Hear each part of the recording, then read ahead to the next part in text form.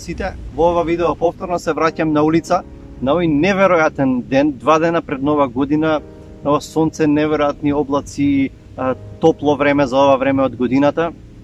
И излегов на улица затоа што и она што ќе го представам, стрипот или графичката новела за која што ќе зборувам соодветствува, насловот е Улица. И јас намерно решив да излезам надвор малку на улица, да не го снимам ова видео дома.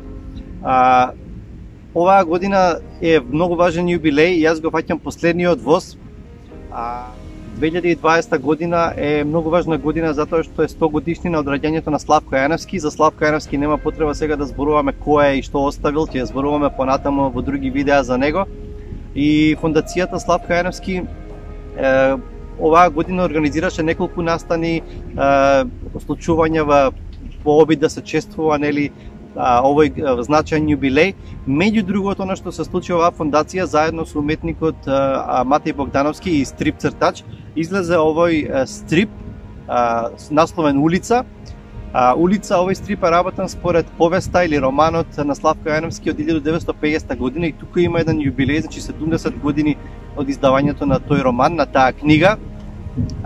И многу се има дискутирано за тоа и читав некои статии во врска со тоа и ќе ги ставам во description. Фондацијата има организирано една трибина каде што книжевници дискутираат дали ова е повест, дали е новела, дали е роман, поради содржината и така натаму. Меѓутоа ќе ставам во таа статија во descriptions, во описот на видеото на YouTube и таму може да прочитате повеќе за тоа. Значи сакам да кажам неколку зборови само и да го представам овој стрип, одличен стрип, значи работен е во full color со одлични илустрации. Значи станува збор за, може да се нарече и роман, значи работен е врз романот Улица, роман на созревањето Скопје, го имате Скопје во претпоставувам 30-тите години од минатиот век меѓу двете светски војни, затоа што мислам дека има и автобиографски моменти од животот на Славко Јаневски.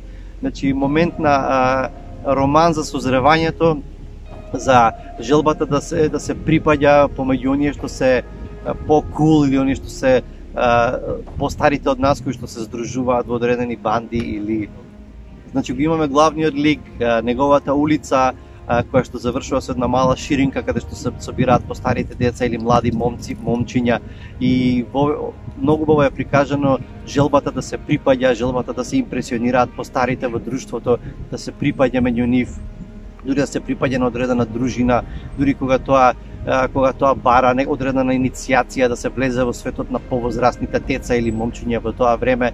Го гледаме главниот лик кој што се обидува да се најде, ги идолизира некои од тие ликови на улицата, потоа се разочарува сваќајќи дека тие се не се она што тој замислувал дека се, значи разочарување, едноставно барање на својот пат во неговиот живот, меѓутоа улицата е главното место на кое што се случуваат и кој што ги обединува тие нешта. Го имаме гимназијата каде што тој учи и представи професорите таму представени на некој на гротескен начин. Го имаме домот, меѓутоа улицата е тоа место каде што улицата е тоа место на созревање, на соочување со неправди, со скандали, со насилство. Едноставно мене многу ми се допадне, особено затоа што нема поима, ништо не знаев за романот Улица и мислам дека Матеј Богдановски има направено одлична работа со овој стрип, ви го препорачувам и ми се допаѓа што таа стрип Матеј Богдановски има и други стрипови работено.